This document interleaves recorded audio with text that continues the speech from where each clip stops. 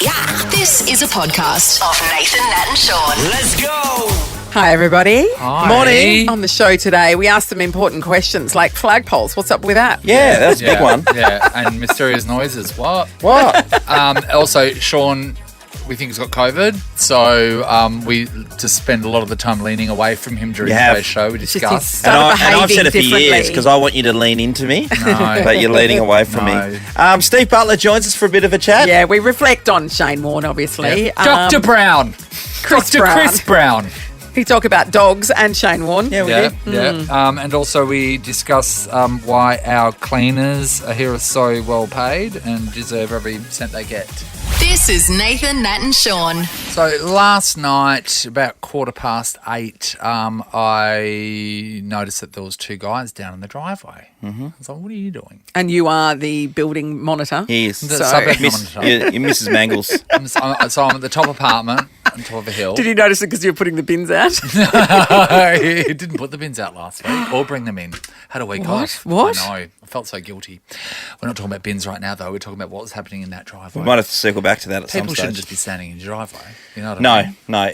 I'd be alarmed if people standing in my driveway. Yeah. So anyway, next minute, it was very shocking to me. As I said, I live on the top floor, and suddenly there was a noise, and just comes straight up, probably half a metre from my face. What, a dentist drill? Oh, right. Is a drone with a light on it, a spotlight on it, just shining straight into my face. I was like, oh my God, I nearly fell backwards into my table. That was like, you know what I mean? Oh yeah. You don't drone someone's lounge room It's super with shocking. a light on, because I'm getting there's a camera on it. So did you saw, first of all, you saw these people, when you saw the noise, Because the noise, because it was just loud. It was just loud once it was closed. Once it's right there. Yeah. And I was just like, So this is surely the light reflected off the window, though. No, the light turned on.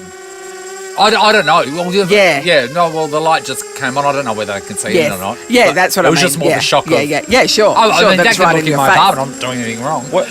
Yes, you are. But you know what I mean? Sean Like, doesn't still... mind Don't look in my top level. I would have crapped myself first of all. Secondly, what are people doing flying drones at 8:15 at night? Sean, Oh, it's the time that bothers you? this morning... Well, the time should bother you now. Yeah. This morning on my way to work, it would have been about 4:20, just around the corner from my place.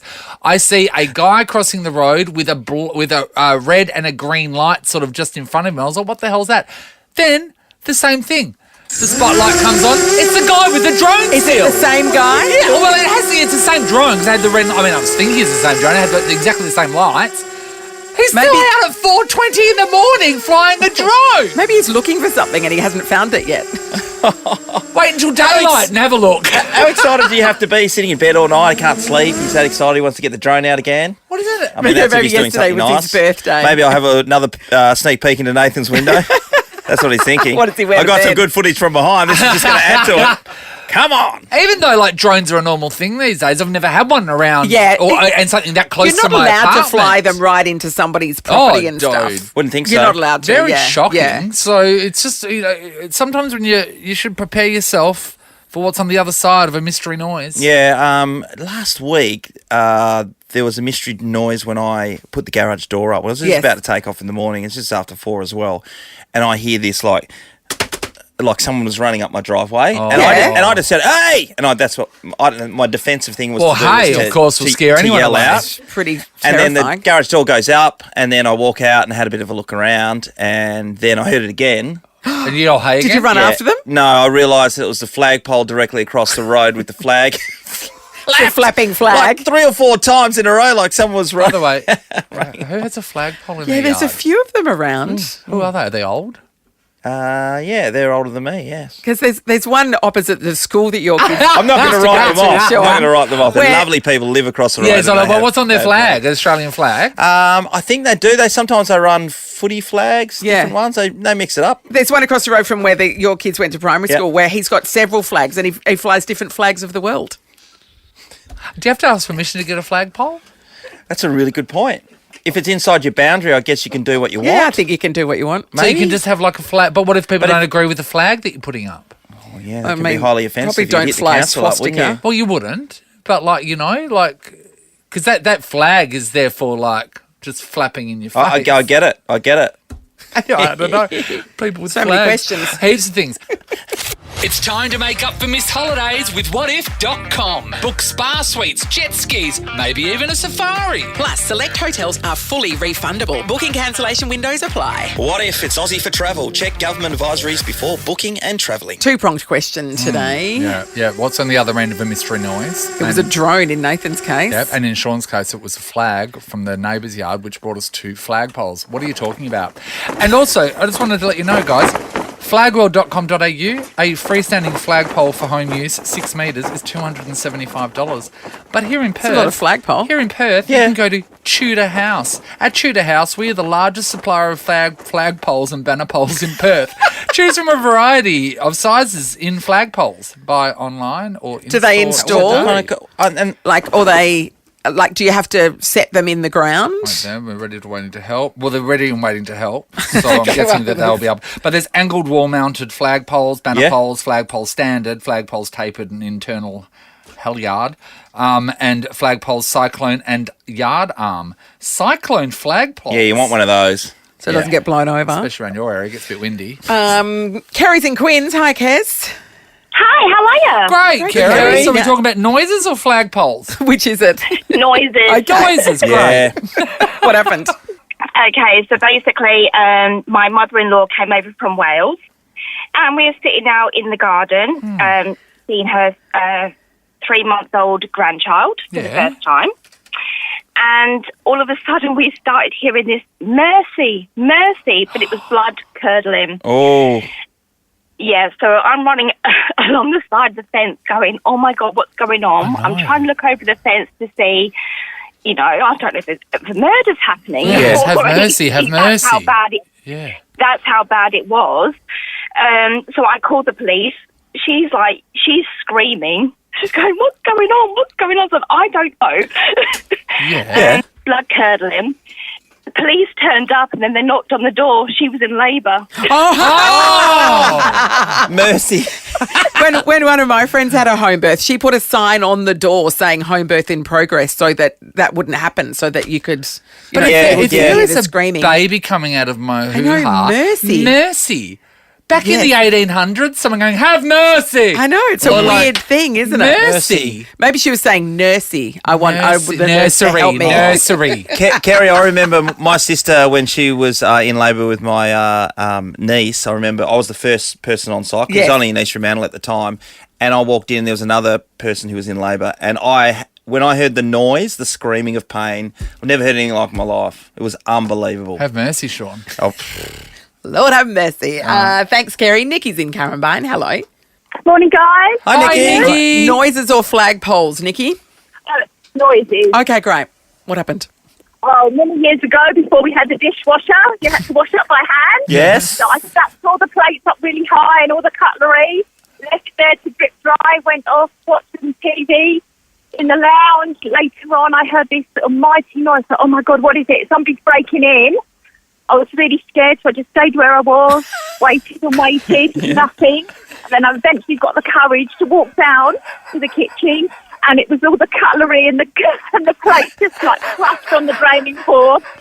I could just imagine you calling the police, the SWAT team arrives. Oh, my God, I was so scared at the time. It was like, oh, my God, there's somebody down there. in the house. And that was your cutlery moving. The Nathan, Nat and Sean podcast. At the moment, we're asking some pretty big questions. Yes. big time. I mean, mystery noise at the front of my place last night. At my window, when suddenly a drone appeared with a spotlight in my face. And I was like, oh, well, that's unexpected. Sean had a mystery noise at his place not long ago when he went outside and confronted possible criminals with hay. Because you heard someone running away. Yeah, I did. Realised What was it? It was a flagpole. Yeah. A flag flapping. And then which brought us to, flagpoles. What do you mean? So we're asking about mystery noises and owners of flagpoles. Megan's in Melville. Morning, Megs.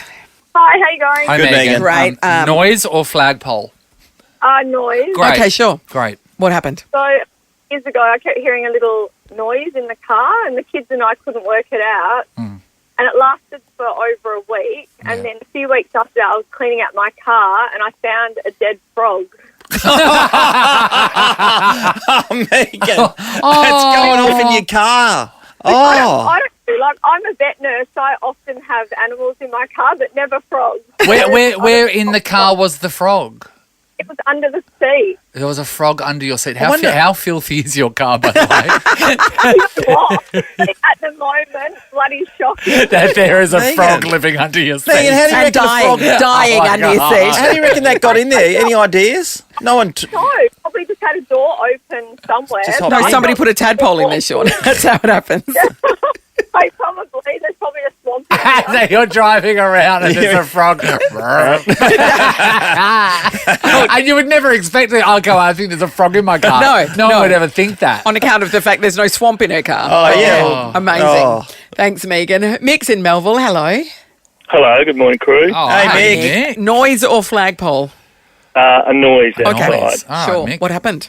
I lived up in Queensland. We're on a property, and my wife wakes me up one morning about 2:30. She said, "There's someone outside," and all I could hear was some old bloke coughing. Yeah. And I thought, "What the hell?" So I grabbed an axe handle and a torch. Yep. I went outside, and there's a male kangaroo getting acquainted with a couple of the girls. It was kangaroo porn. Really? Exactly how they sound like. I've heard Nathan do that cough. It's all Like that? That's how it is. Yeah, Like it's that? a real bad smoker's cough. I couldn't believe it. Mick, so wait there. So, Mick, Yeah, you know your axe handle that you grabbed? Did it have Yep. an axe on the top Yeah, of what it? about or the rest just- of the no, axe? No. no, it's broken off. Yeah, You just have an old So I axe thought- handle yeah, I around thought for I'd these keep that. emergencies. Yeah. yeah, because our house was between the pub and everyone else's house. So you can't be Oh, too yeah. careful, Mick. Okay, that's Couple of kangaroos. So the kangaroos' expression romantic. is... Yeah, We their might expression need is... to Google that and Yeah. see what they sound like. All right, let's go to Thanks, Rachel in Wanneroo. Hi, Rachel. Hi guys, how you doing? Great, Rachel. Rachel. So is this about a mystery noise or a flagpole? No, it's flagpole. Flagpole! Finally. Rachel. Okay, have you got one? I don't have one now, but I did rent one back over when I was in Adelaide, and my rental house had a flagpole, and I was just so excited to buy a flag and actually put it up for the first time. So what flag did you put up? I just went with an Aussie flag just because it was traditional. Australia Day, so patriotic. Wow. Yeah. So was it a thing in the street that there was a flagpole, or was it just... Yeah, it was like part of the house, but over in Adelaide in the country, there's so many houses with flagpoles, and everyone loves them. Do they? Yeah, get- we love a flagpole. So when you rented this property and it came with a flagpole, did it lift your spirits? Did you have to pay more? No, I didn't have to pay more, which was great, but the fact that you get a free flagpole as part of your rent, that's pretty exciting. Oh, is it?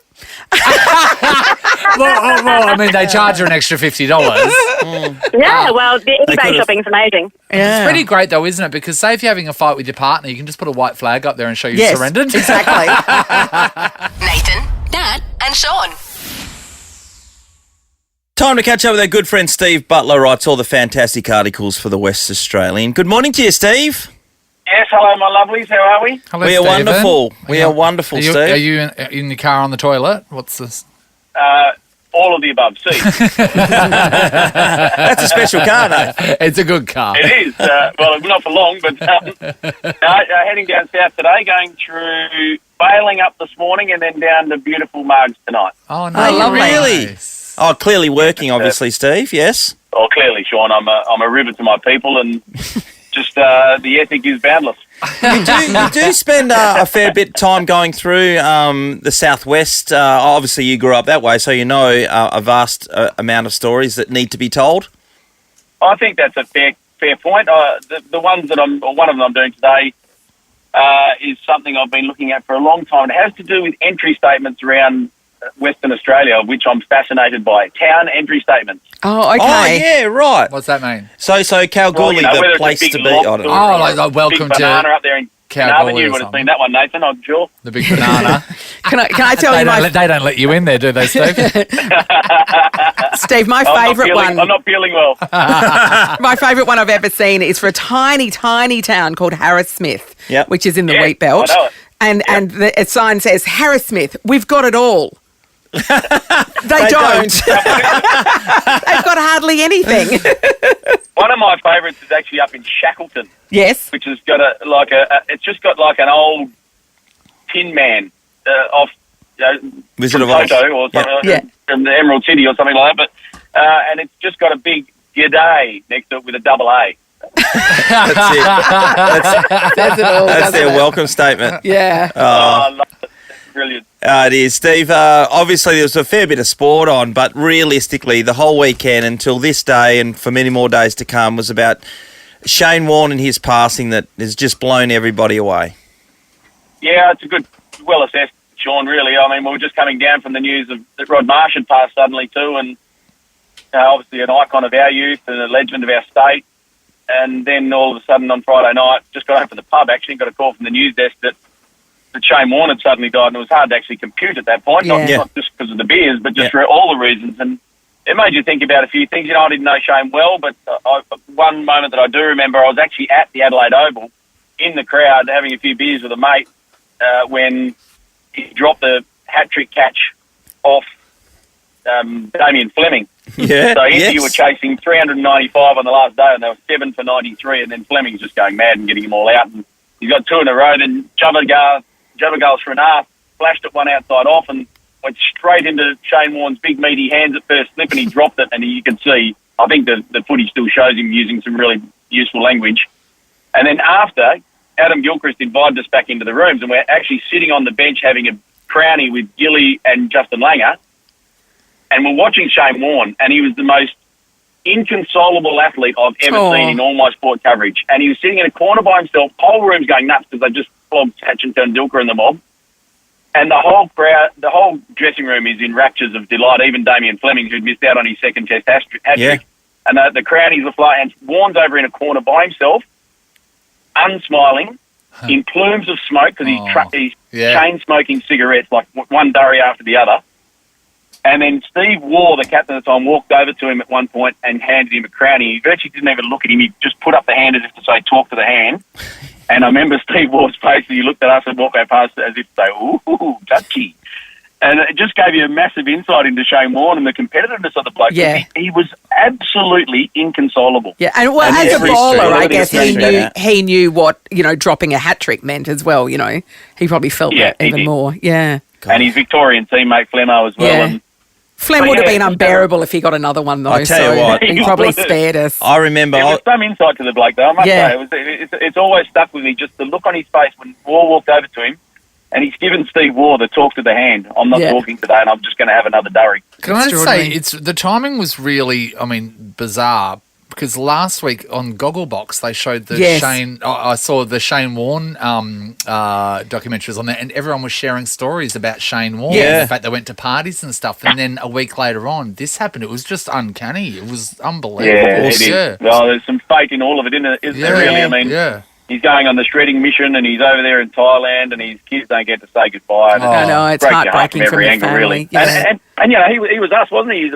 He loved the beer and the baked beans and the Vegemite. His last meal was the Vegemite on toast. And he was. I think it's fair to say that a lot of young blokes would have lived vicariously through Shane Warne at one time or another. Yeah. I have to say, though, if I was going out, if Shane Warne asked me to go out for dinner, right, and then I'm thinking, okay, I'm starving, and then he goes, actually, you know what, let's just have Vegemite on toast. I'll be like, not in a million years. I want a proper meal.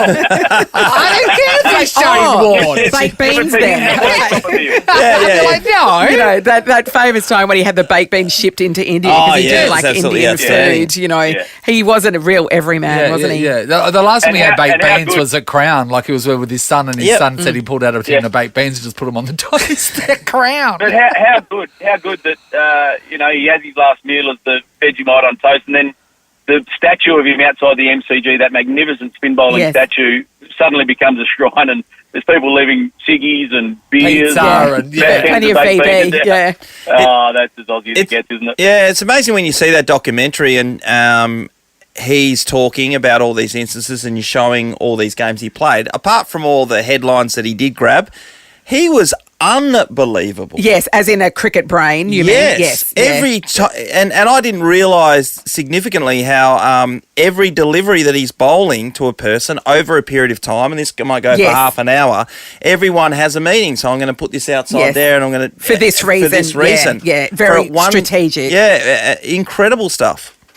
In a lot of ways, I think Nathan Lyon's taken that on too since then. Like heck, you can now see Nathan Lyon setting up a batsman with, a couple of short deliveries, then one that really zips on hard and straight. And I think he's learned a bit of that strategy from what made Shane Warne great. But, there's no other Shane Warne. There can never be. And for Sunil Gavaskar to come out and say that Matthias Muralitharan and a raft of Indian spin bowlers were all better than Shane Warne, well, that's a bit disingenuous, I would have thought. Yeah. And No a bit silly and a bit distasteful at the time as well. It's a time for celebration, not adjudication on Shane Warne, that's for sure. And remember, the thing that really solidified his legendary status in pop culture was him landing Elizabeth Hurley. That was exciting for everyone. I think so. And he was excited by it. Because you know what? Like, how good am I going? Even though he was a cricket legend, whatever, at his core, he was just an average Aussie bloke. Yeah. So Yes. that in every average Aussie bloke's mind was, I can land Elizabeth Hurley. Yeah, that's it.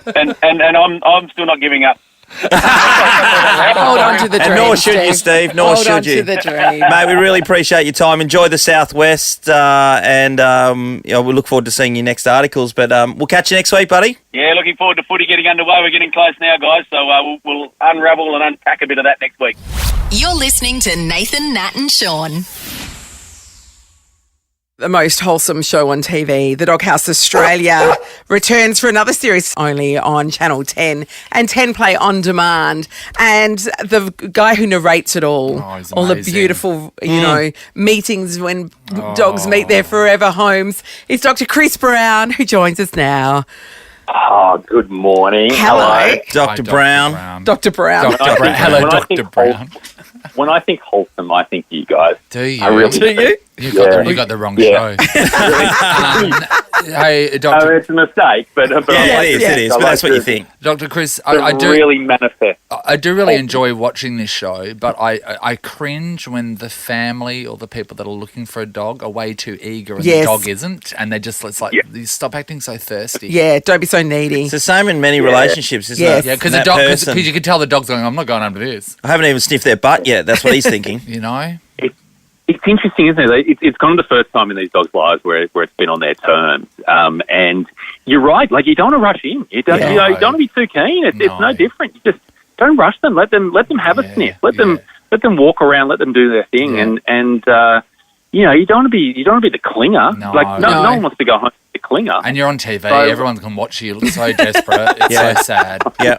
And you're being rejected by a dog too. So, everyone at work will be talking about it. Chris, we've had our dog for 10 years now, and I'm still playing that game. Still playing hard to Yeah, get. it's hard to get. Yeah, great. Great. Smart. And he Is loves it it. working out for you? Oh, he's only bit me a couple of times. So He's a big unit. He can take you down. Chris, we know that you also adopted a dog quite recently. Talk us through that. What was that like? I had my own doghouse experience. Same shelter actually. The doghouse was filmed. I was out there doing some vet work and just casually offhand said, "Oh, look, if you ever get a really great smaller dog that can get bossed around by a cat, let me know." And the next day they called me and said, "You better come out." We just had one just brought in, funnily enough. I met this guy. He wasn't he wasn't a small dog, about the size of a golden retriever, to be honest. So did not fit the criteria at all. Not even close. But he walked out of his little pen and walked over and put his head on my shoulder. He worked you over, didn't he? I've seen you on the TV. Yeah. I mean, let's be honest. But out of shooting season, so like he wasn't exactly TV savvy. But no, so he's beautiful though, and his name's Buzz, and Buzz has a unique ability to be the worst behaved dog in the dog park in the entire region. Okay, and when you're the Bondi vet, that's a bit. There's a bit of pressure on you. They expect people, and honestly, people love it. Yeah. People love to see me like running across the dog park, poo bag in hand. That's so true. Apologising. I would love it. I would laugh my heart out if I saw someone in my situation struggling. I think it's great, and so I like to provide the entertainment at the dog park. That's good. If you can't have a well-behaved dog, no one can. To be honest, isn't it? I know. And so I'm having to actually go through all the different obedience things and all the different training methods that I've talked about for years. I'm doing them now, and thankfully Buzzy's making some progress. And but it hasn't been easy. And but I've got the rescue card. Like he had this thing where if you have a rescue. Any bit of bad behaviour, you can bob off and just say, "Guys, he's sorry, he's a rescue." Yes, immediately. We do that with Sean.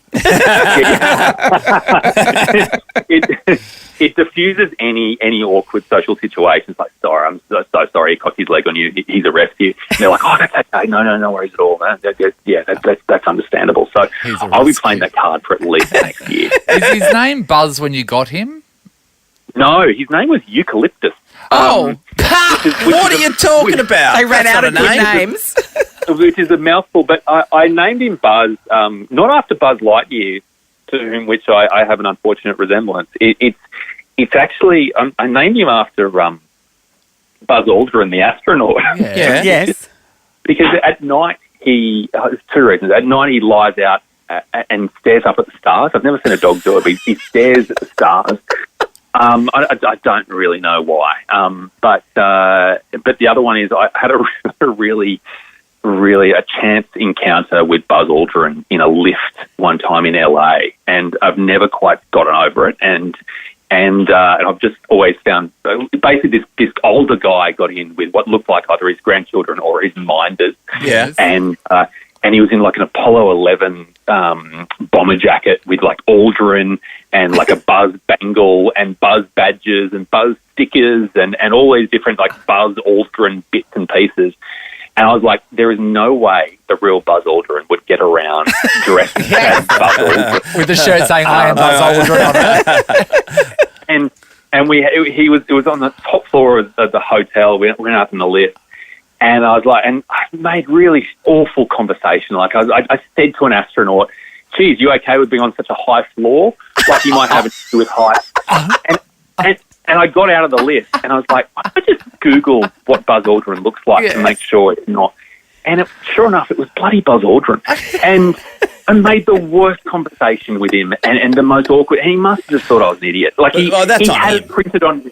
He had it printed on his jacket. Like it could not have been more clear. Who he was. But, that's always stayed with me for a while. So you wanted to memorialise that with your dog. You fall to pieces when you're in a lift with a celebrity. I was in a lift in LA and with Janet Jackson, and you just like. Could you tell because one nipple was out? But you don't know what to say because you're just there with them in the smallest of rooms. Yes. So it's completely understandable. I want to ask you about. I love to talk about the celebrity part of it, but I remember my friend had a dog. He brought it to our house. We just changed its name to Phil just for the sake of it. But changing a dog's name like that, how confusing is it for the dog? You just have to say it like, "Hey," and give them food. It depends how long they've had the name for. He'd only just come into the shelter, so it wasn't sort of set in stone. But you can change the name if it's been established for a while, provided the sound is still the same. Like it's not like they've gone to school and learned to write their name. Like that they just respond to the sound of it. So you can change the sound of it. Don't change the sound. You can change the actual word, but. Eucalyptus to Buzz is a bit of a stretch. It is. Eucalyptus. Come on. In hindsight, you may have me there. Yeah. But also, like, you've got to be comfortable yelling that name out in the dog park. Yeah, you do. I do yell it out a lot. So, I'd much rather yell out Buzz than Eucalyptus. Hey, Dr. Chris, before we let you go, the news of Warne shocked everyone over the weekend. And, of course, he was on a Celebrity Get Me Out of Here. Yeah. I'm famously the only person ever allowed to smoke while on the show, which is it shows how much of a legend he was. Shocking news. How were you with Warne? I know that you guys all become very close. Yeah, look, we it was just one of those really, he just such a unique character, and And I didn't even know if I didn't think I'd necessarily like him. I thought, given the legendary status and all the different stories and all the rest of it, I thought maybe I won't like this guy. And immediately, just so engaging, and this twinkle in his eye, this ability to bring you into his team, and in his team in that situation where obviously the other celebrities in the jungle and just unites the team with stories and when Warne was telling a story in camp, it was an event, and people would rush to a TV screen near them, and these were all sort of playing out live, and we couldn't air a lot of them because they were so colourful, but never nasty or mean or anything. Just funny and just really interesting and celebrated really interesting people that he'd come across, and just this unique ability to use story to be self-deprecating and use his character and his charm just to bring you into the group and to feel included, and that's something I think Warne was great at, was just his inclusiveness, the fact you felt part of his story and his life, and it's why everyone's saying that you felt like a mate. And I worked with him and kept in touch a little bit, and I'd run into him in the airport or whatever, but he'd always be up for a chat, and you always felt like you were, maybe even better friends than you actually were, but you felt like part of something, and that was his unique ability. It's amazing because you think Ed Sheeran's come out and put a tribute out for him, and it's like, who was it? He must have been friends with everyone. That's probably why you couldn't air any of the stories. Or the legalities, there's so many. The legalities over all the celebrities that wanted to sue you. Crazy. Oh, just that very, very special gift and a unique brand of charisma. But just the openness and the vulnerability that he showed, I think that was kind of part of how we brought people into his fold. Yeah, definitely. Well, we really appreciate your time this morning, Chris. Thanks, Chris. At the Doghouse Australia. It's back tonight for a new series at 7:30 on Channel 10. Thank you so much, Doctor. Thanks, Doctor. Pleasure. Thank you. Bye, Dr. Brown. Thank you so much. See you, mate. You're listening to Nathan, Nat and Sean. We're sleuths here at Nova. And this morning, something was different. That's right. When we see something that's just a little bit amiss from how we remember it. Could be anything. And what was it this morning? Sean walked in to our office just before we come on air here when we have a chat about what we're going to do on the show, and he was wearing a mask. And now, we're supposed to wear masks in the office unless you're are. drinking coffee or whatever. Unless we're on air. Like us three in the studio here, we don't have to wear them. But then as soon as we walk outside, we've got to put a mask on. Now, not once have I seen Sean outside of this studio with a mask on. Not once. No. And what were you wearing when you walked into the office? I had a mask on. He had a mask on. And so I just slowly started pushing my chair away from him. And then I was like... What are you? Why? All of a sudden? What's happening with you? So what's happening with you? Well, I think over the weekend I have had to continually put my mask on and off. That I did it. It's now normalised. Religiously. It's not normalised because I don't see any point of us sitting together like this, not wearing a mask, and then within taking one step outside the door wearing a mask. But I think that was it came over from the weekend, Nathaniel. No. I am surrounded by COVID. You've had many weekends where you should have been wearing a mask and putting it back on. So why this weekend? What happened this weekend? How many super spreader events did you go to? I was in and out of places constantly, just being out there, socialising. In the open, though. In the open air. No, we don't trust it. We don't trust it. No, I've never. I want to put my mask back on. You can take my temperature. So far away from you. There's something not right. Come and take my temperature. No. Why are you bending over like that? If anyone's going to have a COVID, it's you. And you know why? Because I saw a lady put spit on her hand and wipe it off your face the other day. And I was there. And she works in a hospital. I had some crumbs on my lips. If anyone's got it, it's you. I had some crumbs on my lips. And then she goes, oh, you got some crumbs? And I went to wipe it off. And then she goes, no, you haven't got it. Then I turned to talk to Sean. Next minute, she's licked a napkin and wiped my mouth. And I'm going, what are you doing? She goes, it's okay, I'm a nurse. I'm like, it's not okay. For the record, it's not okay. Nathan, Nat and Sean in podcast form. We just want to just point out in this studio, in this station, sometimes things don't get thrown out. We were delivered a wedding cake here last week. Was it Friday? Red velvet, no. Friday from Married at First Sight. Yes. When we gave away the 50K. And there's still plates of it cut out. Yeah, just sitting that have been sitting there out Since Friday. Since Friday for the whole long weekend. Hard as a cat's head. And they'll sit there until the end of time. They will sit there until the end of time. Sean, what did you have over the weekend? I had a matchstick. Only you got me onto that and creamed, chocolate eclair type of situation because you were telling me that you saw scones, which you love scones, but you didn't partake. I was at Guildford. I went to the Guildford Bakery and then I went in there and they'd just done freshly baked scones and I was like, oh my God, ever since we're at the Perth Seco pop-up lounge the other day and had those scones. Yeah, they have scones in the high tea. But I can't. Natalie goes, why don't you just buy one? And I said, I cannot. If I want something, I buy 10 of it. And then I take them home. And then you eat it for the next 6 months. I would eat those scones. I'd eat all of them. And they'll just would. like go back and because you just have half at a time and you don't realise what's happening until they're all gone. That's the worst thing about living alone. Oh no, there's the whole being alone part. I mean, apart from that. Nathan, Nat and Sean is a Nova podcast. For more great comedy shows like this, head to novapodcasts.com.au.